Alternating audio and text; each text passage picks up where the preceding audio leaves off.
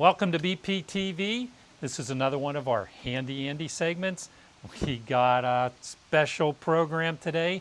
Not only am I your host, I'm your host. I'm Doug Oster. we get two. You get two for the price of one. So Doug and I, we're going to be talking about the municipal study on trees, and not that, but the importance of tree.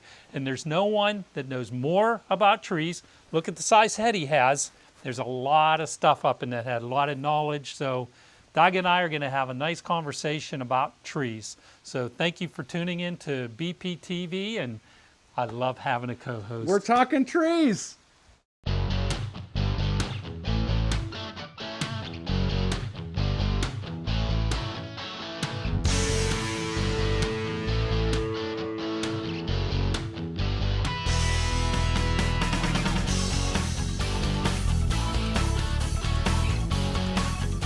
Thank you for joining us today. How about introducing yourself to all our residents of Bethel Park? You know, name, title, and so forth for Bethel Park. Sure. My name is Jeffrey Winkle, and I'm the municipal planner here in Bethel Park. I've been with Bethel Park since last July, started.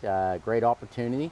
Been working on a lot of neat projects, great vision by the council, and they've tasked me with spearheading some of these projects for the municipality. Well, and we're here at Simmons Park today, which is, our community loves our parks, and Simmons Park is our largest and one of our greenest type parks. And today we want to concentrate on the plans that you have or the municipality has with our parks and actually our green space, our trees and so forth. So you just finished a study, didn't you, for Bethel Park? Yes, we did. Okay. The study was recommended or spearheaded by the Shade Tree Commission. And Okay. if I might back up, Bethel Park, the municipality, back in 2017, began a Shade Tree Commission. They adopted an ordinance that created a Shade Tree Commission, 5 members with Wonderful. 2 alternates or more. And one of the things, one of the key elements was that they said we need to look at keeping Bethel Park green. Okay. And that came out of the last year when the council adopted the Blueprint Bethel Park, which is the master plan for Bethel Park moving ahead for the next 10 years, is, the blueprint, it's the planning of it, and one key element was to keep Bethel Park green. And that worked well with the Shade Tree Commission, and they said, why don't we do a study of the trees we have in Okay. our 11 parks and other areas of publicly owned property. Well, I know trees are an important part of our community, and I'm thrilled that you and the municipality understand and help make sure that we have all these trees. But the study, who was the study done on these trees itself? Right. The tree inventory. It was Okay. a tree inventory undertaken.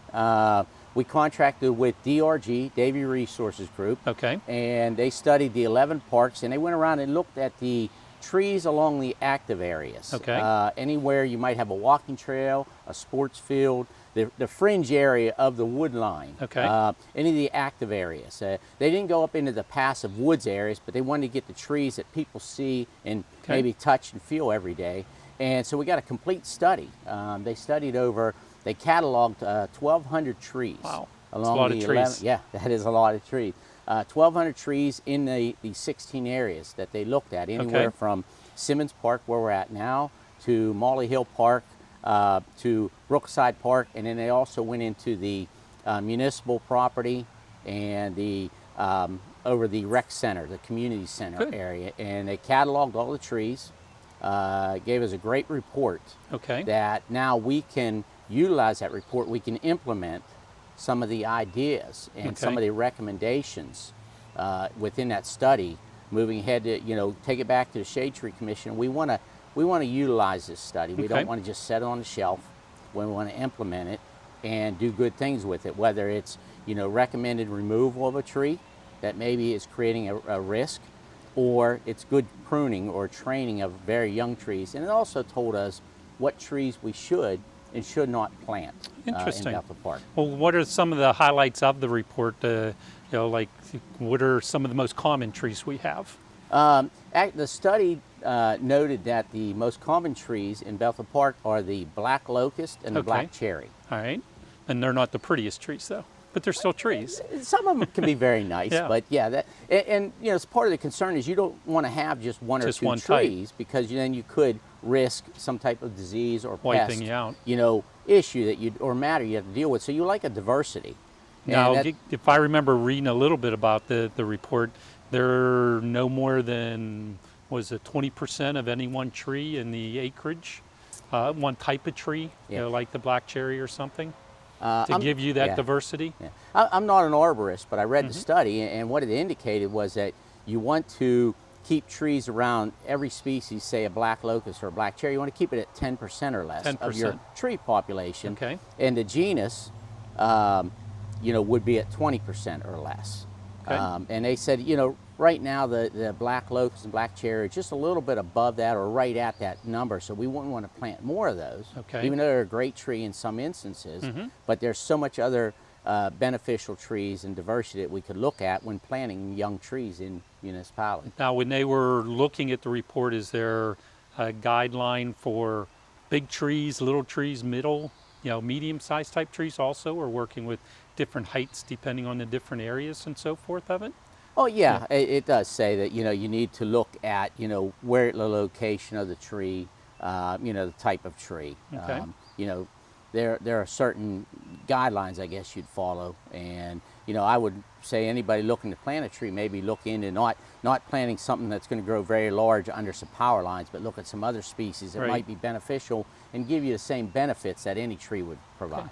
Now, did they give you like a 5-year plan or something of what they think Bethel Park should do for taking out, pruning, Right. planting?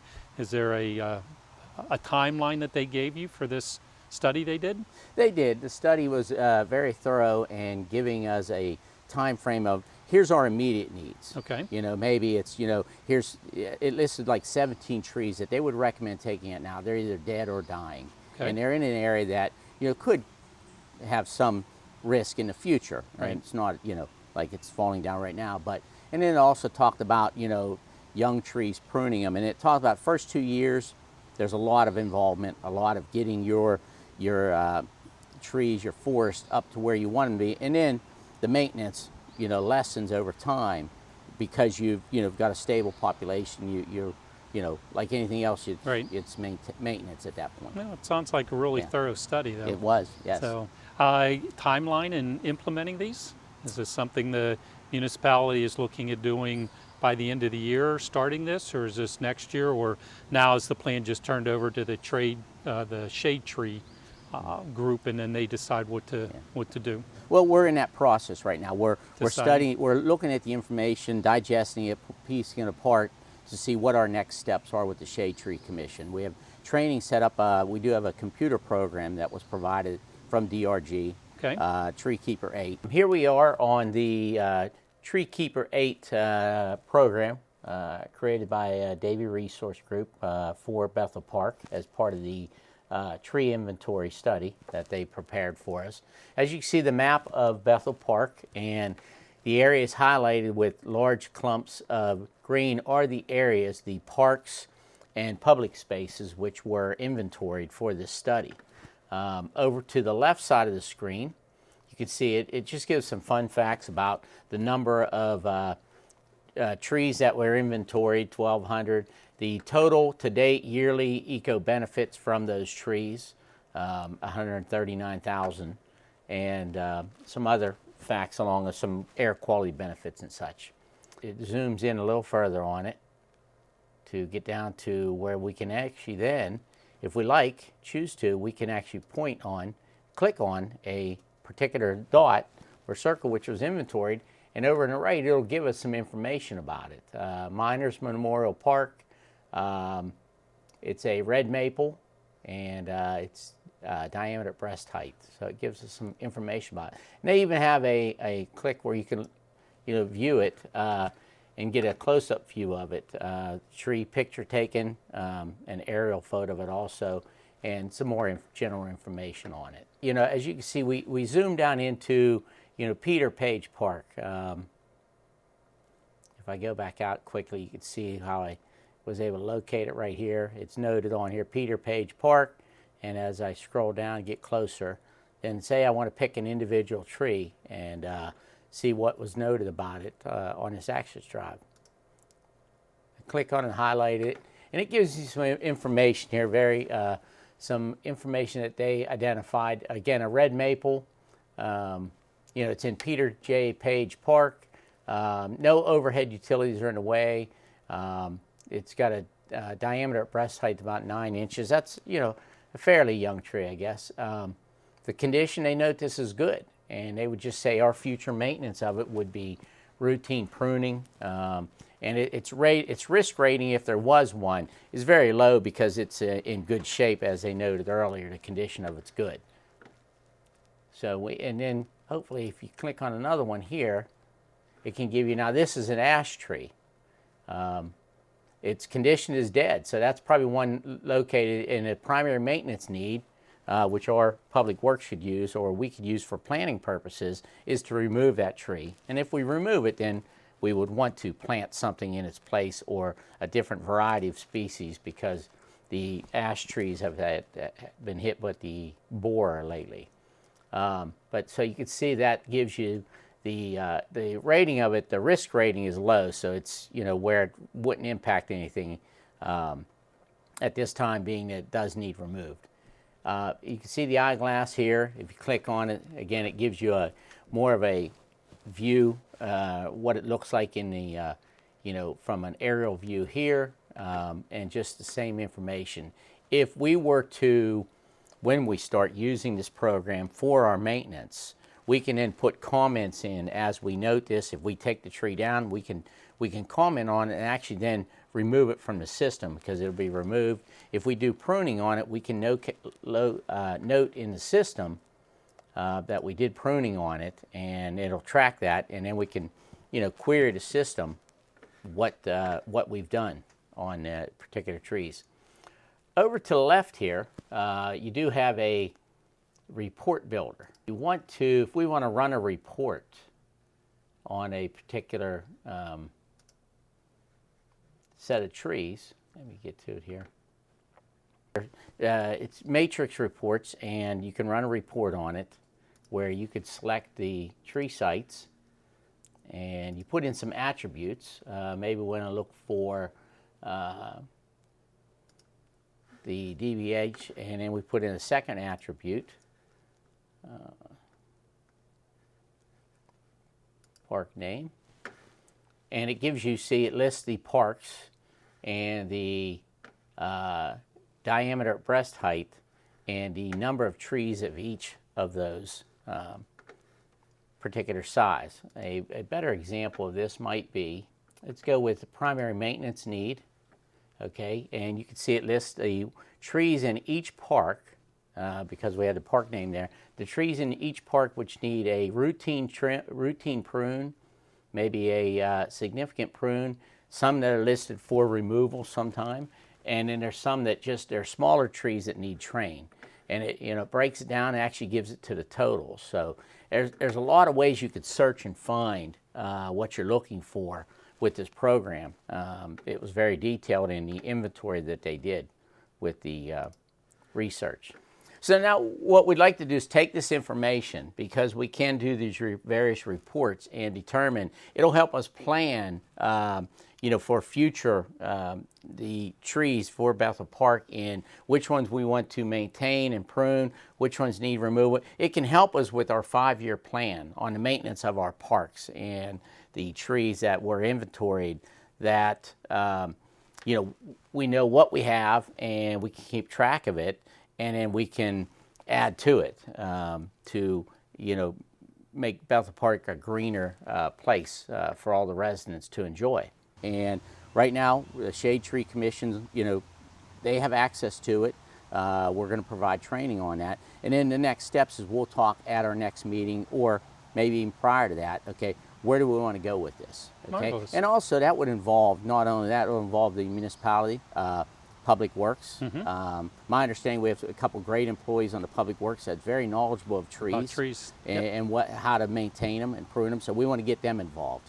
We want to make it, a very inclusive, task. Was there anything else you care to share with our viewers on what the Shade Tree program is, or what this Davy Tree study?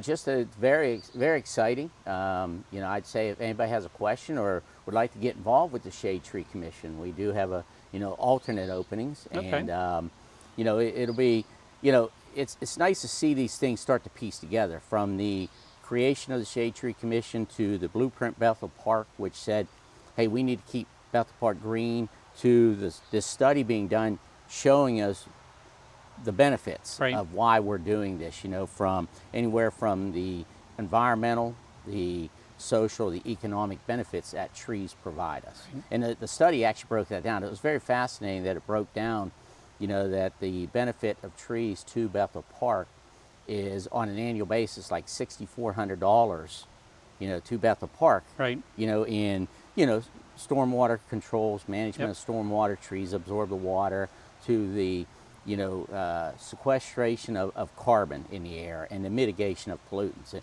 when you read the study, it's fascinating. You don't think that much into it. So we're very appreciative of DRG, yeah, Davy the Resource thorough Group, report. pointing this out to us. And there are other great firms too, that provide that same service. So if anyone is interested in helping out on the project, should they just reach out to you? Sure, yes, Okay. they can reach out to me at the municipal offices. Wonderful. Yes. Well, we appreciate your time, Great. and we love spending time down here at Simmons Park. It is. This is a beautiful, Beautiful park.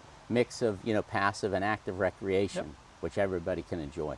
Now, Jeffrey, thank you for your time. Okay, thank you.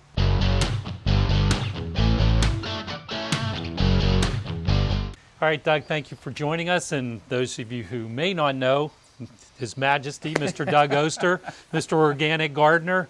Well, we couldn't do a show about trees and plants without having you here with us.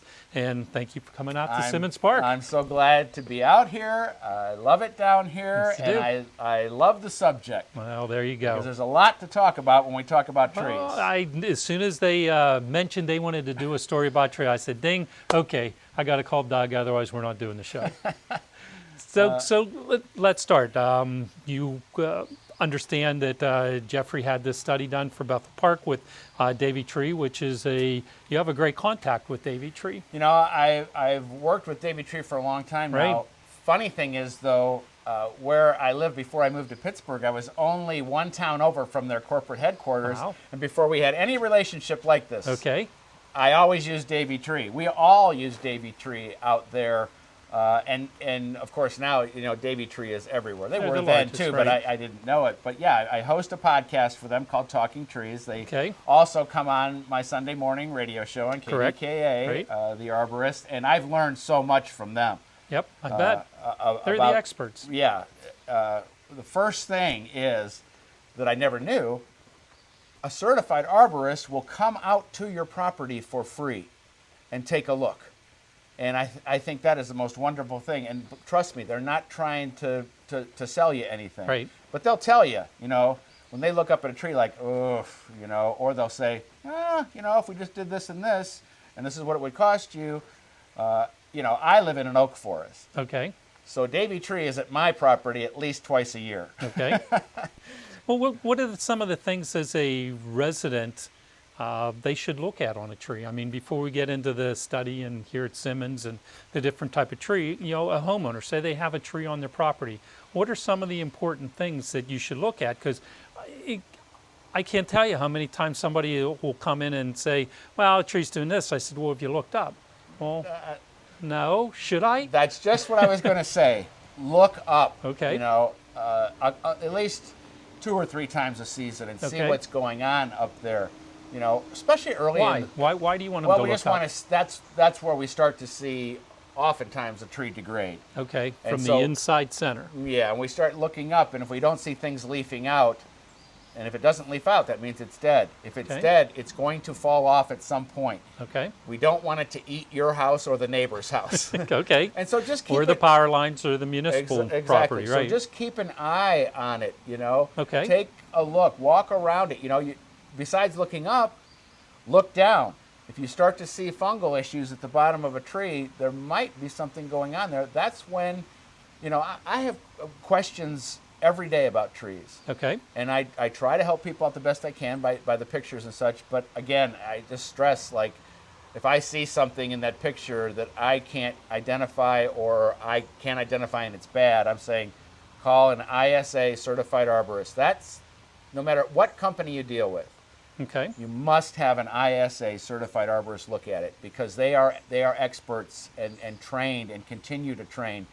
Because the tree industry in general and gardening industry in general, Right. it evolves. You know, as science changes, Yep. right? As science changes, and so it's important to have somebody who's trained to look at the property. Well, with a tree, say the fungus, what causes a tree to start decaying or losing leaves or branches, or the fungus, or It can be a multitude of reasons. That's Okay. why you have to have an expert. And oftentimes I'll get questions from people, and they'll say, "Oh, my tree has this terrible fungus on it," but it's not a fungus at all. It's Okay. called lichens, which is actually a good thing. Okay. But it looks bad. Okay. And so that's what you Is just. that it's the just green mossy exactly kind of stuff on exactly. When it rains, it changes color a little bit, and it tells us actually that there's some good things going on there okay. with the tree. That's probably the number one question I get. Okay. And I'm glad that they're asking the question, because it? Instead often- of trying to get the moss off the tree. yes, and oftentimes people will reach for a product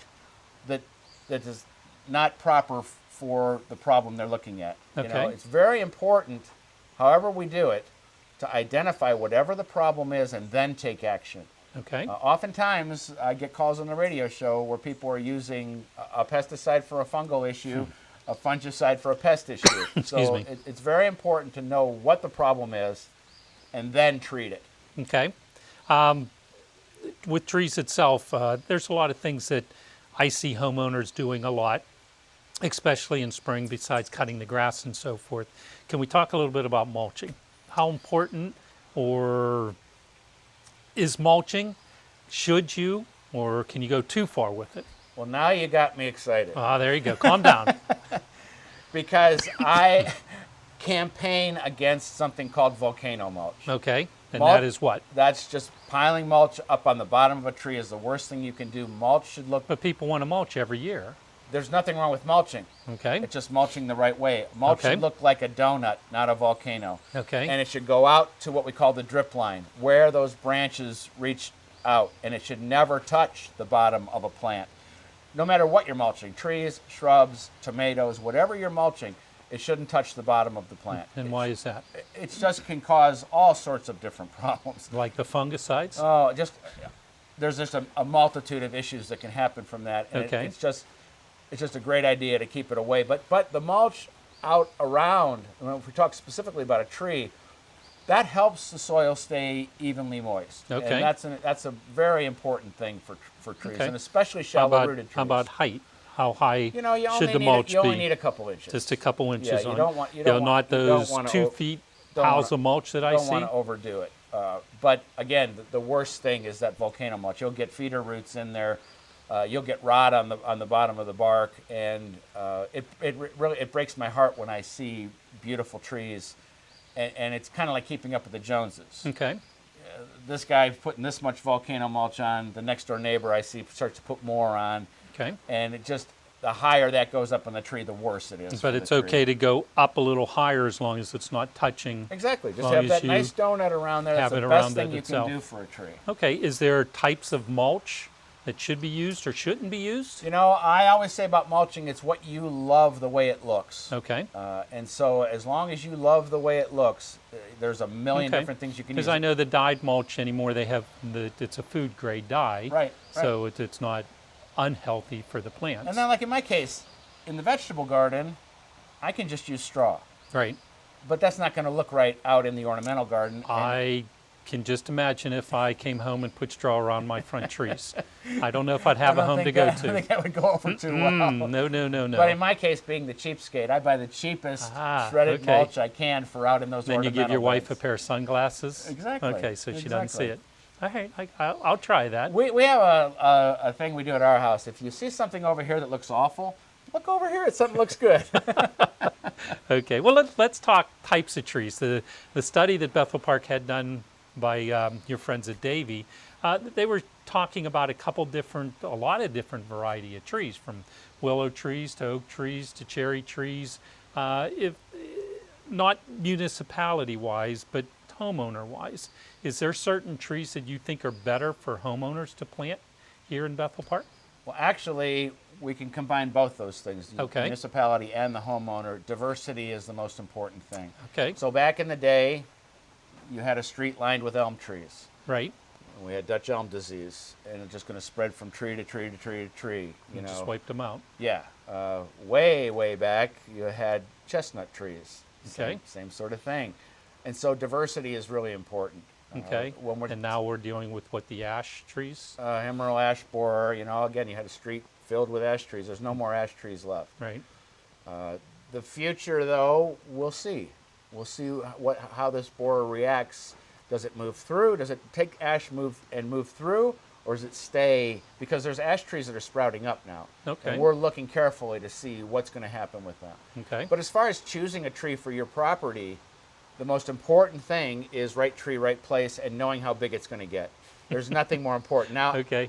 Before we got But when I started, planted it, it was only yes, this big, Doug. before we got started, I'm looking right across the street, and I'm Okay. like, look at that Coosa dogwood, and now it has grown to over that beautiful front window. It's a beautiful tree. It's an amazing tree, but it would be so much better about 10 feet that way. Okay. So in planting it, they didn't think long term. They didn't think 10 years down the road, 20 years down the road, what that tree's going to do. I tell this story a lot, but our friend Brenda Waters, Uh-huh. who used to be with KDK Yep, TV, absolutely. she brought a plant tag in with her.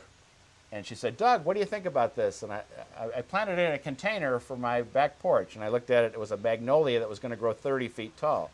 For her back porch. And I said, Okay. Brenda, this is not going to work. This is going to be 30 feet tall. And she said, well, I'll just keep cutting it. And that's another huge mistake people make. Okay. A tree or any plant is going to want to reach its genetic size. Right. And so one of the worst things you can do is called topping. Okay. If you cut the top of that tree off, it's just going to grow around that to get to its height, and it's never going to look the same again. It's never going to look right. And if you cut it again, it's going to split again and do that. And we see that all the time under power lines where you don't have a choice. It's Right.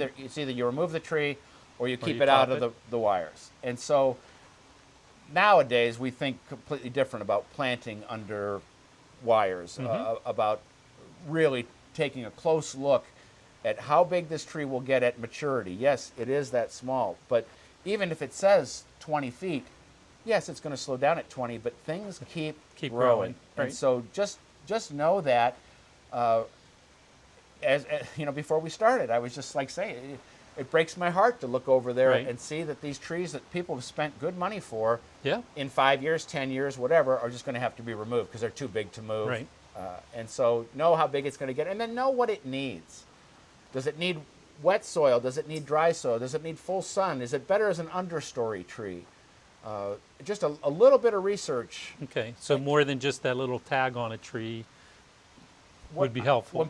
When you go to a nursery, and if you're going to buy trees for your property, Yes. you know, go to a good nursery where Like you, up your way, you have sorghels. I've you got know, a million of them, Yeah, Hans, Hans and I mean, sorghels and so any- forth. Our way, we got Trax Farm, and we got some great nurseries. Any local family-run nursery is going to give you so much information. Right.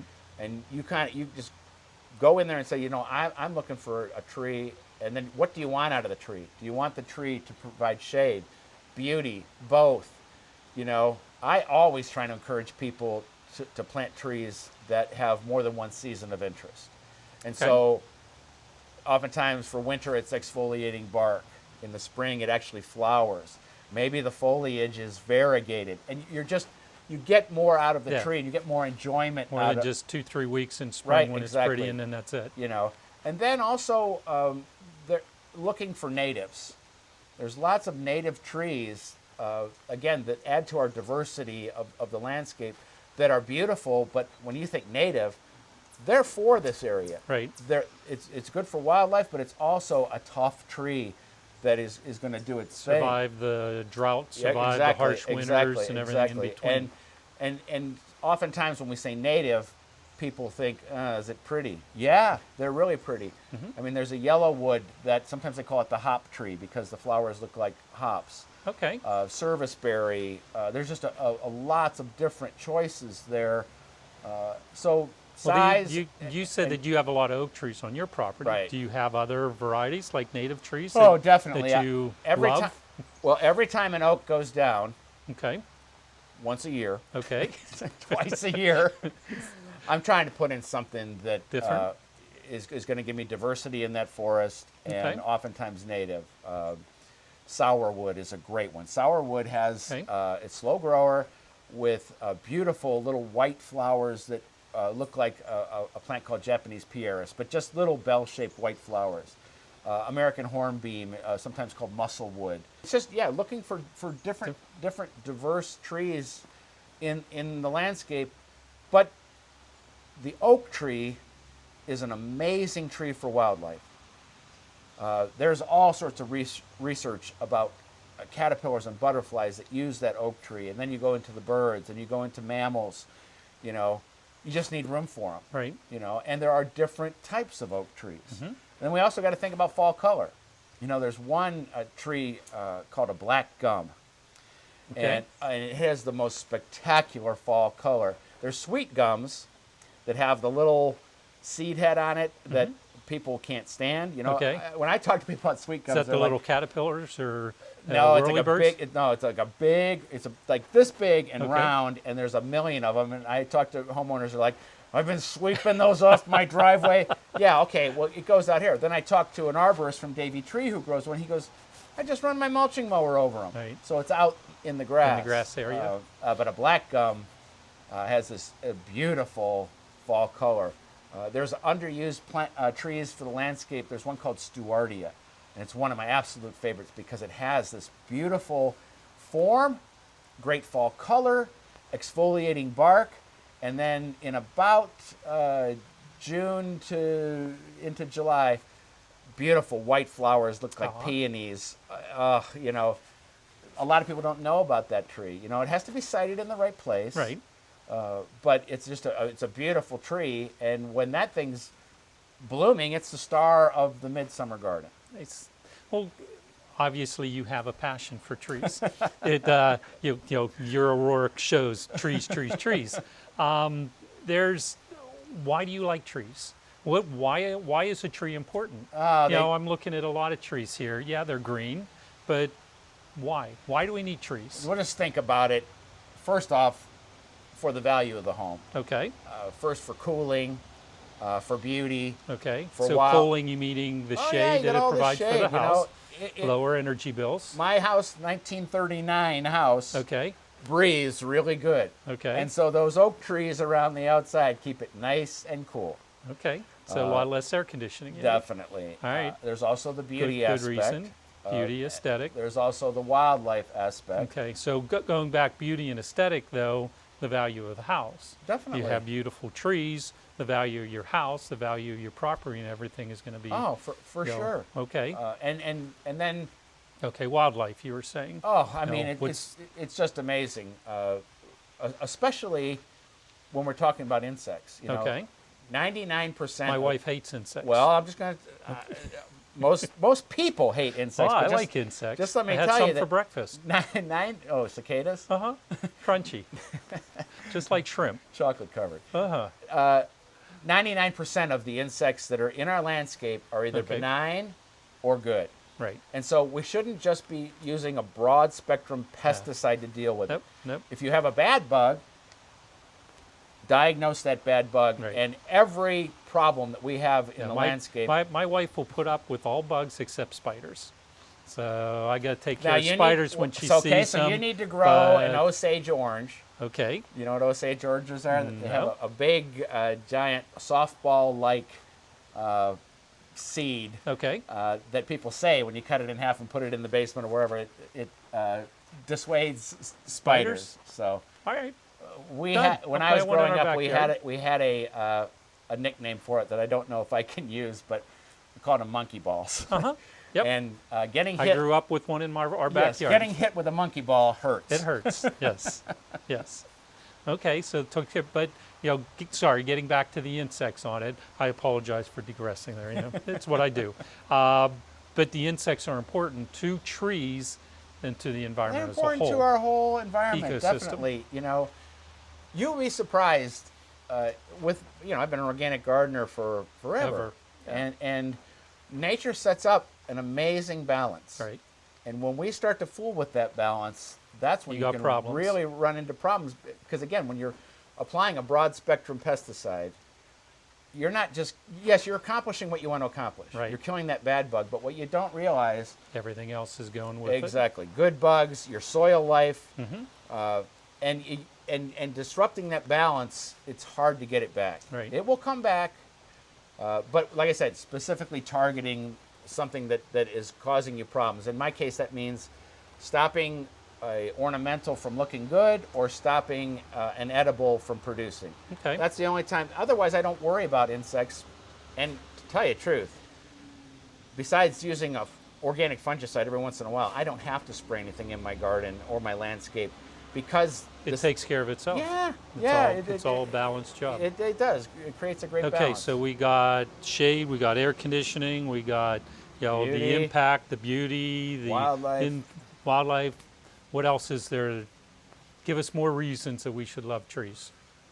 I guess for me, the number one is just the beauty. The beauty of The them. beauty angle. So you don't go hiking in the woods and there's not trees. That wouldn't be hiking in the woods, would it? No, that'd just be hiking. It would just be hiking. Okay, could do that on a blacktop driveway. Definitely. Okay. Hiking with the trees is fun, but in your own landscape. I think you'd be very surprised if you really dig into it. The different styles, shapes, sizes, and what these trees do, Right. whether it's a dawn redwood with a beautiful straight form and this kind of orangish bark, or in the Stewartia, or Serviceberry, Coosa dog, whatever it might be, that I always tell people, grow what you love. Right. I can tell you what things do great for me, but if you don't like the way a Stewartia looks, why grow it just because I'm telling you? Spend some time at a nursery. Don't go to a nursery like you're going to a grocery store. I got to get in, I got to get Gotta go out. I want that milk and bread and I'm out the door. And I see people all the time where a couple comes in and one of the two of them is being dragged in. And so this has to be done quickly. Go by yourself, take your time, ask questions, look around, and you'll find something that you'll love. And then you figure out where it goes in the landscape. Yep. and- Well, to make it one of work. the other things that I experience with trees a lot, I do a lot of work with stormwater management. Okay, water runoff, hillsides, the whole bit, and it's always, I don't want to say interesting, maybe sad to me when I'll get a call from a homeowner. Hey, my basement's flooding, my backyard's flooding, I had all these pooling waters. Okay, let me come out and help you take a look and diagnose it. And I look out and I say, wow, you could really use some trees. Yeah, I had 5 or 6 there, but I cut them down a year ago. So you never had water problems before. No, we lived here 20 years, never had a drop of water anywhere. Now all of a sudden their yard is totally flooded. Right. It's amazing trees, how much trees help in the stormwater management. that's a All great that point. rain, Great okay, point. yeah, Yep. it's raining here now today, but how much of this water, these trees are gobbling up this water as quickly as it gets down on And the that's ground. actually what's going on at my landscape too. Right. I live at the bottom of a big hill, but Right. all those trees are taking care of that, mitigating that water Yep. as it heads down towards the Right. house. So And- by the time it gets to you, there's Yep. not much left. exactly, that's what we want. So it's just that there's so many benefits of trees. It's, I'm thrilled to death that our municipality is embracing the shade tree program, the green program, and so forth, and to help us keep trees in our community, because I like to breathe oxygen too, and trees have a little bit to do with that, don't Not only that, but they're cleaning the air too. There's so many benefits to trees, and it's funny because a lot of times people have a fear of trees. they? Okay. And that's why you have to The take time care I of them. was when my brother pushed me out of our tree house. Well, for me, it was when I first I got a moved hard head. first moved into the house, and I saw the dawn redwood, and my kid was like 50 feet up in the air because it And you has these said- it has these branches that are just like anybody grew can climb perfectly, it. yeah. And I'm like, get down from there. But And he said, but Dad, it's a Dawn Redwood. yeah, 50 feet up, though, was scary. Just the other thing that people don't understand is that trees often need fertilization. Oh, okay. They need to be fed. And All right. so, a good organic granular fertilizer. Granular, not liquid. Well, you could do it either way. Okay. Granular for me is just that once in the spring, Right. and it takes time to get in there. If you've got something like, especially a smaller tree that needs a boost, a good liquid organic fertilizer will get right there and give it that instant boost. But if you've been taking care of your trees and you're feeding them every year, every other year, they're going to appreciate it. Okay. But then as far as yearly maintenance, say for the residents, fertilizing it, making sure that donut mulch is around it, should homeowners get involved in pruning on their own, or like you said in the beginning, really leave that to the experts so they don't damage the trees? Never get up on a ladder to prune. Okay. If you can be on the ground and you have basic pruning skills, Okay. you understand. Maybe take out a dead branch or something Yeah, like that. dead wood but- always has to be removed. Okay. One of the tricks on pruning is not just one cut. And so if you've What got, do you mean? well, this is your tree trunk. Okay. This is your branch. And let's say the branch goes out here. Okay. We don't want to cut right here because if we do, it's going to tear off the bark. So we go out 12 inches. And we Okay. make one cut here. Now all we got is a stub. Okay. Now we can make a clean cut there Okay. and pull that away. We can be holding it and it's not going to tear anything away. That's very smart. And also with pruning, it's science and art. All right. Don't go in and just go crazy cutting. Take your cut, step back, look at the tree. We're taking a branch all the way back. One of the biggest mistakes people do is, okay, this branch is in the way, and they cut it here. That's not the way to do it. You got to take it back. And so just learn a little bit about that. The pruning techniques. Yeah. Well, how about people that will take, pruning seal or black spray paint or something? We and, don't do that anymore. spray the wound. That's We don't do that anymore. That's Okay. the wrong thing to do. Again, And why is that's how science has Evolved. Okay. Back, 50 years ago, they thought, always had okay, to put that make black a cut, stuff on, put your seal it. goop on, and seal it. Now they realize that sealing that is sealing diseases in. Okay. Knowing when to prune is critical. Okay. You cannot touch an oak tree during its growth period, And which is when? whenever you see leaves on it. Only when it's in dormancy. Okay. Because we have a disease going around called oak wilt that if you open that cut, you're opening up to a possibility of oak wilt coming in there. Same Okay. thing with elm trees. We only in dormancy.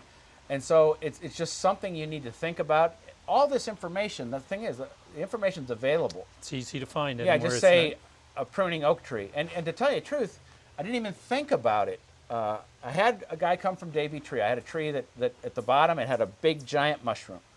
And I was like, and I started looking at it, and I said, this thing's, I looked at the top, there's barely anything leafing out. Okay, it's got to go.